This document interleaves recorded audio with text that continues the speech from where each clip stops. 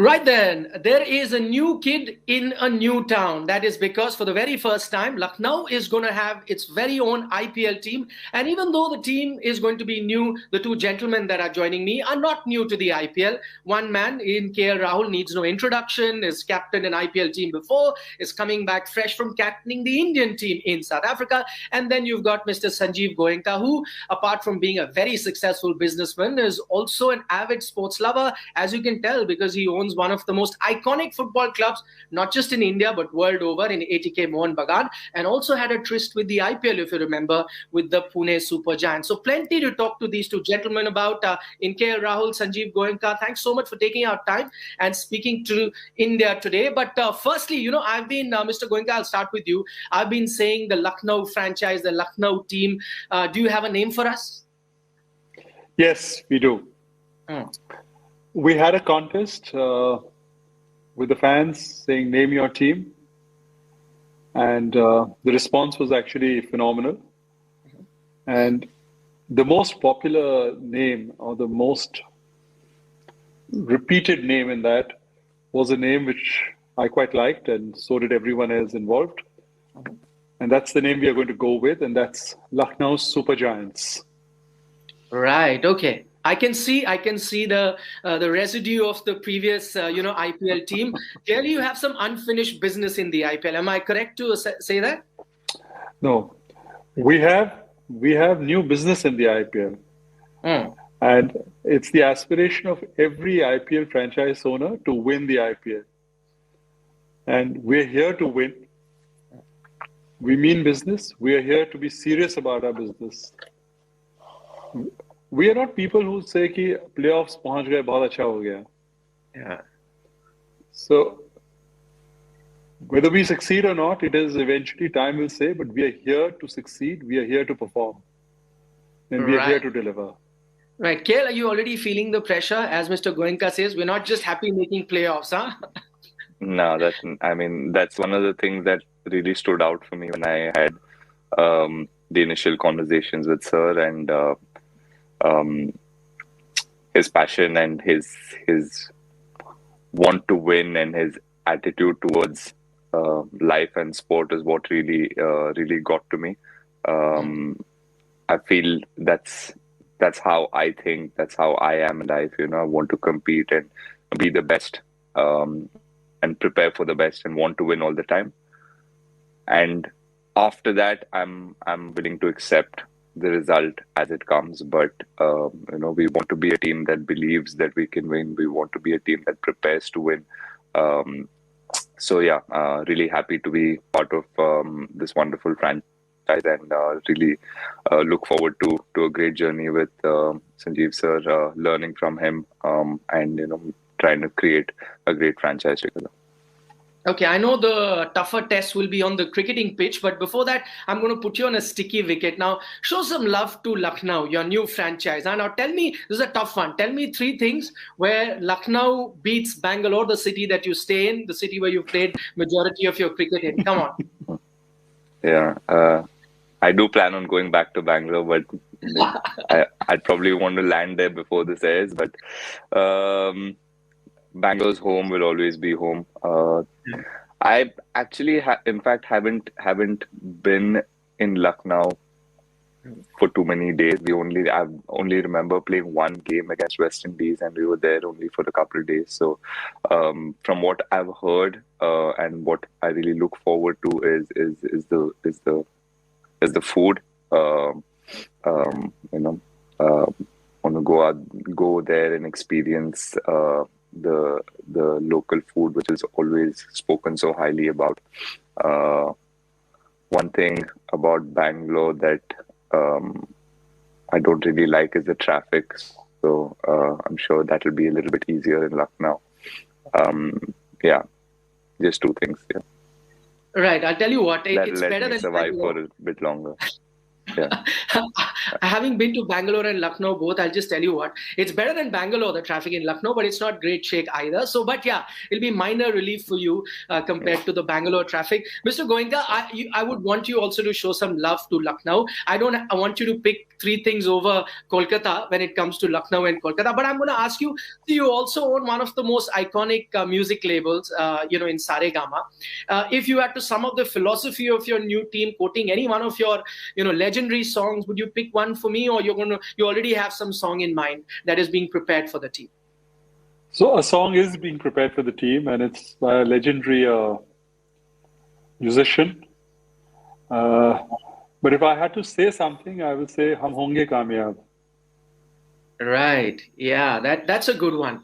I think you also own the right for Jo Jeete Wo Sikandar, so it has, Yahan Ke Hum Sikandar. I thought that would also go really well. One of my favorite films. So, but yeah, would you let us in on the name? Some big guy, or it's a secret at the moment? No. Not yet, but he's a big guy. Yes.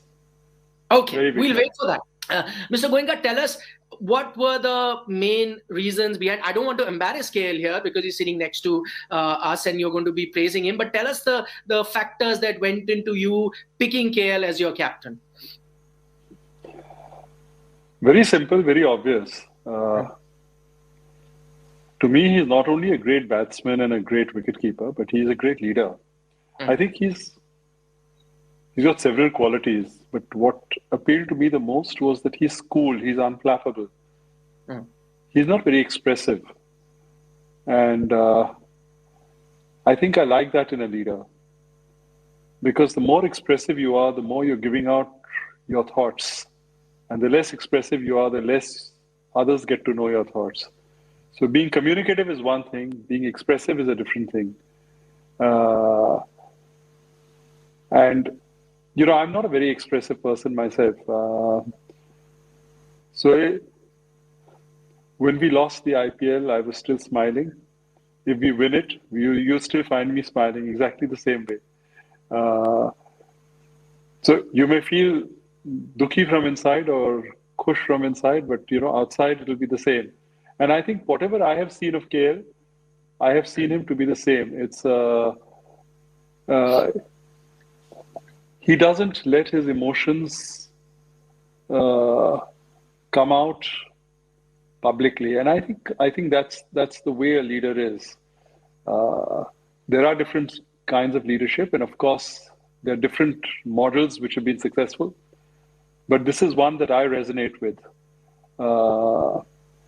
and I clearly think he's not been given ample opportunity or adequate opportunity to prove his worth. And given the opportunity, he will be way, way more successful than he's, he'll have much more success going forward because that's what his capability is. Right. Just taking that forward, KL, you got a chance and it's a matter of honor to be leading the Indian team.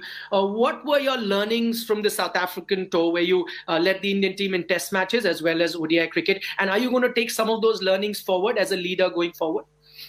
Yes, of course. Firstly, I think it's a huge honor for me, and it was a dream come true to represent my country and to lead my country. Yes, the results didn't go our way, but I think there were massive learnings, and we're at a stage right now where we have World Cups as the focus, and we're working towards certain things, and we're working towards getting better as a team and learning, and I feel like we played some really good cricket over the last 4 or 5 years, but it's also time for a little bit of a, for us to get better and transform our white ball cricket, and that's been the chat. And we want to work on certain things. So I don't use that as an excuse for not winning, but I think we're a work in progress as a team, and for me, it was my first time leading. So it was great. Actually, I learned so much. There's so much you learn from losses, and losses make you so much more stronger than starting off with victories, and my career has always been that way. I've always got things slowly, and I've always had to start with a sort of punch or a hit. Happened with me in my test career. It's happened with how my journey as a cricketer has gone. It's always been a slow and steady thing. So I'm quite confident that my captaincy also will be similar, and I'm quite confident in my leadership skills, and I know that I can bring the best out of the players, and I know I can do the job for the team, for the country, for my franchise. So yeah, I'm confident, and I'm not someone who judges myself based on the results. If there are certain boxes that I need to tick as a leader, and if I'm doing all of those things, and if my team is happy with how I'm leading them, that's the most important thing, and that's what matters to me. And I know eventually, the results will follow as well, and the results and the success will stay there for longer. I'd rather have a longer run as a successful captain and a leader than start off with something big and then go downwards. So that's how I look at it, and yeah, fingers crossed. Hopefully, the best is yet to come. Right, fair point. Talking about bringing the best out of your players, I'm getting back to the IPL. Is it fair to assume, KL, that you may have played a role in having Ravi Bishnoi also part of the franchise, considering that you played together in Punjab Kings, and he did outstandingly well under your leadership? Yes and no, a bit of both. I think every decision that we've made has been a collective decision. It's been between Sanjv sir, Gautam Gambhir, Andy Plara, coach, our CEO, and me. All five of us have sat down, and we've had multiple discussions over who the three retention should be. Obviously, the two, because I was already part of this discussion. So, it was important that we all decided we need three. It gives us a good start. It gives us a great direction to have an all-rounder in the team and have a wicket-taking option. And I think it was we all decided that an uncapped player would. I think Gautam Gambhir gave us this suggestion because he's been part of the IPL and the mega auctions before. So to get an uncapped player at a lower price, and that gives us more money going into the auction. And Ravi and I think there were a couple other uncapped players, the names that came up, but I think Ravi won that race, obviously, because I've played with him and I know what he brings to the table and the kind of fight he has, and I've really enjoyed having him in my team. So I wanted to continue that journey with him, and everybody else seemed happy, and everyone else feels that he's potentially the next spinner for Team India as well. So we'd want him part of our team and want all of us to support him in that journey. Okay, I know each team hold their cards very close to their chest, so I probably may not get too many names. But KL, I'll come to you. Forget about Lucknow going, as Mr. Goenka said. Certain names, all of us can really pinpoint and say that most franchises are going to bid for them. But since you just finished the South Africa tour, I'm going to talk about a few South African players that did outstandingly well. You reckon they will be, hot in terms of Van der Dusen, I think, comes to mind with his white ball cricket. There's Marco Jansen, who impressed a lot of cricket followers. There is also Kagiso Rabada, who's going to be in this auction. So not just Lucknow, you think these are going to be hot picks, considering they've just played against India, and sometimes players that tend to do well against India are also, they come under the radar of the IPL teams? Yeah, for sure. It's a no-brainer. I think the players who've been performing for a long time. Rabada, we've seen over the years, has performed in the IPL as well, has been a key bowler for Delhi the last 2-3 years, and has played a huge part in their success. And he will be a very important player, and every team would want a player like Kagiso Rabada. Come on, bowls 140, 145 plus, and he's a very smart cricketer as well. So everyone would want someone like that in their team.